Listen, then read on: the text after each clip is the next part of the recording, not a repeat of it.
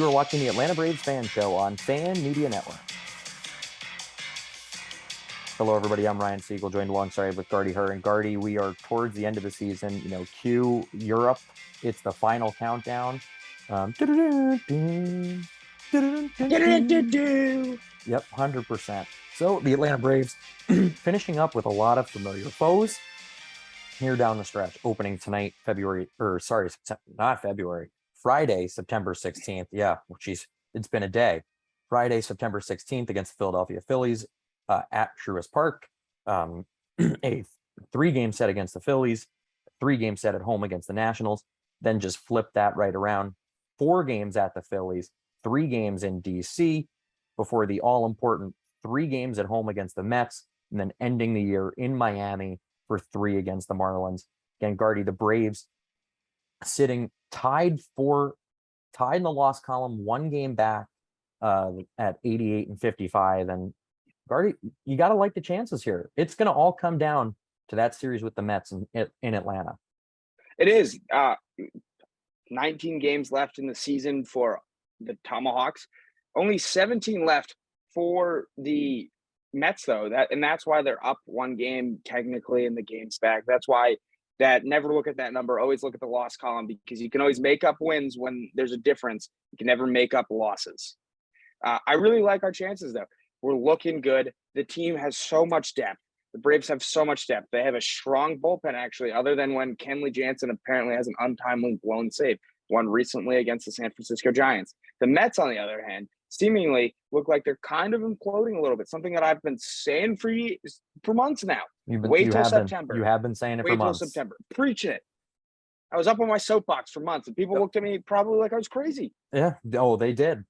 And I said, wait till September. It's the Mets. It always happens. And what has happened? 10.5 games gone. And I'm like, we're going to start with something major, something that we've been lacking. It's glaring. Spencer Strider is that dude. Rookie we need pitcher. To put some respect on that name. A lot of respect on that name. 192 strikeouts, 2.72 ERA in 125 innings pitched. That sounds like a good day's work to me. Gardie, and you're forgetting the most important fact. That caterpillar on his upper lip is next level. Oh, it's central casting 1983 could have been Magnum PI. Oh, without a doubt, but absolutely right. Again, getting good pitching up and down the lineup. Spencer Strider with a 2.72 ERA at 10-5. He's emerged as that number 2 guy. Even Kyle Wright, 18-5, a 3.18. Max Fried as your ace, kind of 13-6 with a 2.50. But they've started to find that rotation. And last year it was, Charlie Morton came out of the blue and all of a sudden shined in the playoffs. Max Fried was kind of just that steady Eddie, steady hand. But Gardie, I think you got to look at the Braves pitching. There's 3 guys that can throw. Yeah, there are 3 guys who can throw. And what you just said about Charlie Morton, it makes even more sense. So you're looking at it this way. In the first 2 series, they're best of 5s. Hopefully, the way I predict it, we're not going to have to worry about that first set of 5 games. On the other hand, though, you go into that next one, that ALDS round, the divisional round now. It's a 5-game series, as it always has been. Having 3 pitchers that are studs matters, because that's how many games you have to win in that series. You don't have to worry about, oh, shoot, what am I going to do? And Charlie Morton, as you said, he came out of the woodwork during the playoffs last year and performed phenomenally. He only has a 4.17 ERA this season, which isn't that's not bad. It's not no, bad. not today. Yeah, but it's not bad. It's not good. Yeah, exactly. It's serviceable. Mm-hmm. So you have 3 studs and a serviceable 4. The New York Yankees won the World Series in 2009, rolling 3. Yeah, with Andy Pettitte, CC Sabathia, and AJ Burnett. But Gardie also think about wait, hold on. Think about it this way too, Rye. It's the first World Series in the history of the game where pitchers will not have to hit at all, too. That's huge. Think about it that way. Yeah, you save yourself some at bats, big time, without a doubt. And Gardie, again, kind of spinning to the offensive side of the plate. Guys are still hitting. Michael Harris he legitimately came out of the woodwork this season. He is hitting 391 in the month of September with 5 home runs and 12 RBI. He has an RBI a game in the month of September. Austin Riley, not hitting great for average, but 4 home runs. Dansby hitting 235 with 3 home runs. Travis d'Arnaud hitting 300. Love when you get 300 out of a catcher in the month of September, playing meaningful baseball when it matters. And that is something that I think is a winning formula. Gardie, well, what are your thoughts? Starting to get production from different people at different times. That's it. That's a recipe for success in baseball. You can see you brought up the 2009 Yankees. Let's look at the 2022 Yankees. The Yankees have faltered in the second half of the season due to injuries because they can't. Seemingly, there are a couple guys in that lineup who can't get it done, who have had to fill in and aren't doing their job. Let's just put this into perspective. Try this on for size. Let me crack this egg of knowledge on your head, right? Michael Harris II spent 43 games in Double-A before he got promoted. And he's doing what he's doing now. Yeah. He's getting hot the way he is, an RBI a game in September. Gee, I wonder why. He's truly finally hitting his stride. His swing is feeling sweet in the major leagues because he didn't even have any time in AAA. He had what, a third of a season, if that, in less than that, in Double-A ball. That's awesome. And you still see Vaughn Grissom's doing a similar thing. Spencer Strider. You have 3 rookies who are major parts of your everyday lineups, and they're performing. And that's an unbelievable thing. And I know you mentioned pre-show Austin Riley not hitting that great over in the month of September. I think you said a 175 batting average. 175, not hitting his weight. But what, 4 ding-dongs? 4 ding-dongs. Ding-dong, see you later. I mean, in today's baseball, that matters. I mean, that is quite literally 4 runs scored. That could win that's 4 runs you should win a baseball game. So Ryan, I'm excited. I'm happy. I'm loving it, especially because if you look throughout the National League picture when it comes to making it to the World Series, everybody's talking about the Dodgers. But what people don't understand about the Dodgers, Ryan, between you and me, they have a really bad bullpen. They're winning games 7-5, 8-4.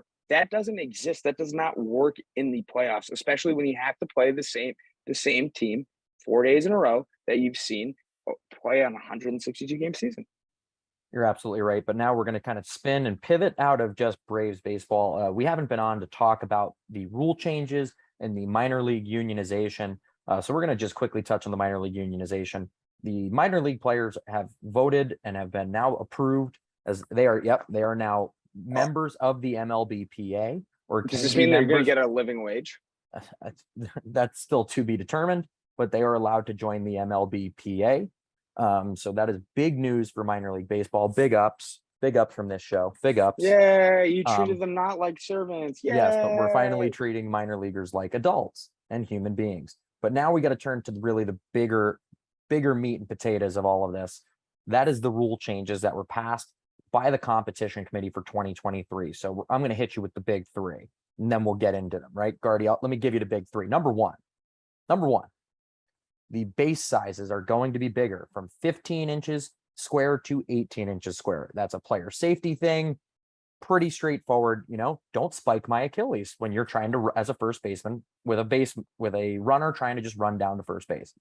That seems like one everybody was pretty much in agreement with. Here's the 2 and number 3 that we were talking about. We have both been standing on the same soapbox saying together. The shift. Gone.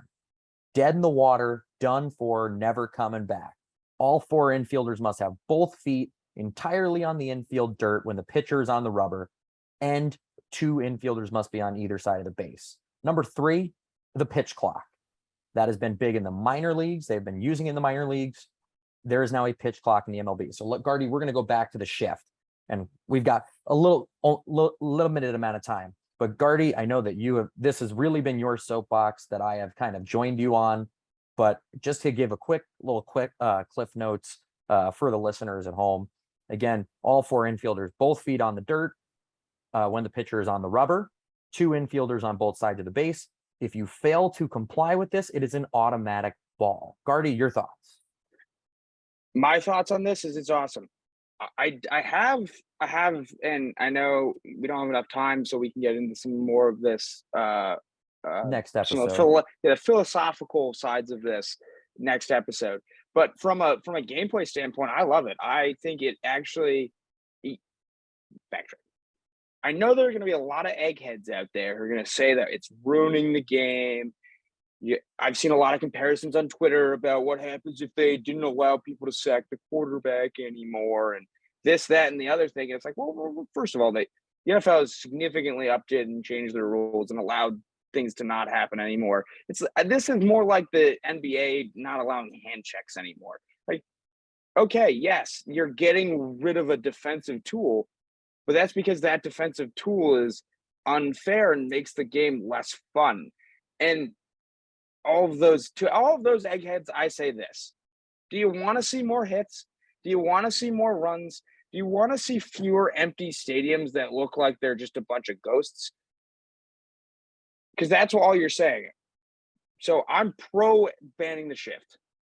Absolutely. And that I tend to agree with you as well. I know Terry Francona came out with a quote saying, well, now we're rewarding pull hitters. He's like, in my day, we would just tell people, hit the ball, work on hitting the ball the other way. Well, that's great. You can still hit the ball the other way, but analytics are a step ahead of the people. So at the end of the day, the Derek Jeter taking pitches inside out to right field has been dead for a while. But lastly, also talking about the pitch clock, 15 seconds with the bases empty, 20 seconds if there was a runner on base. The batter must be in the box, quote, alert to the pitcher within 8 seconds of the timer starting. So that's a key. So within 8 seconds, I don't know how the hell that's going to get policed. If the pitcher is late, he's charged with a ball. If the batter is late, he's charged with a strike. The pitcher may disengage. This is the MLB's words, disengage from the rubber. So that is a pickoff move or stepping off the mound no more than twice per plate appearance. If the batter advances during the plate appearance, so if the batter gets on base, disengagement counter restarts. And if the pitcher steps off or throws over to a base for a third time, the runner automatically advances if the pickoff attempt is unsuccessful. Yeah. Off the bat, that one's a meaty one. That's a loaded rule. It's a very loaded rule. Off the bat, ball and a strike are not, those are not equal. So I don't like that one. To your point, are we going to now have an umpire that just sits on a milk crate with a stopwatch? Yeah. Or are they going to have the Apple Watches here where they got to time it? Yeah, but I really have no idea. And what does alert actually mean? To the pickoff things, I actually really like it. I think I said this to you pre-show, so I can be more succinct about it now. The MLB has gotten more athletic, and so more and more Aaron Judge is stealing bases. You would never see a guy like Aaron Judge, a power hitter like that, stealing bases back in the day. Really? No, he would never be running, and so you would know he's never running. Exactly. So I think you've seen a larger increase in pickoff attempts in Major League Baseball too. And we've all sat there in a game where a guy tries to pick off the same guy 6 times and it gets boring. So I like that. I also like that it makes it more fun because I think you're going to see more stolen bases. And it's the same thing with the increased base size, just to touch on that. I think you're going to see a little bit people are going to get fingertips and you're going to have to review it far more. And I think that's going to make it just more fun. I think overall the rules they enacted actually did a good job of making baseball more watchable again. I couldn't agree more if I said it myself. But like we said, we're a fan show. So whether you're at home, on the road, in Truist Park, out of Truist Park, we want to hear from you. We want to hear your takes on the rule changes. We want to hear if you like them. We want to hear if you're like an old man yelling at cloud or you want to make the game more fun. Yes, tell me I'm wrong. Tell us we're wrong. Push us off our soapbox and tell us why you're wrong. But thank you for tuning in for this week's episode of the Atlanta Braves Fan Show on Fan Media Network. To host a fan show or appear as a fan on a fan show, create a profile in Fan Media Network. Then look for the news page in our website and fan show resources page.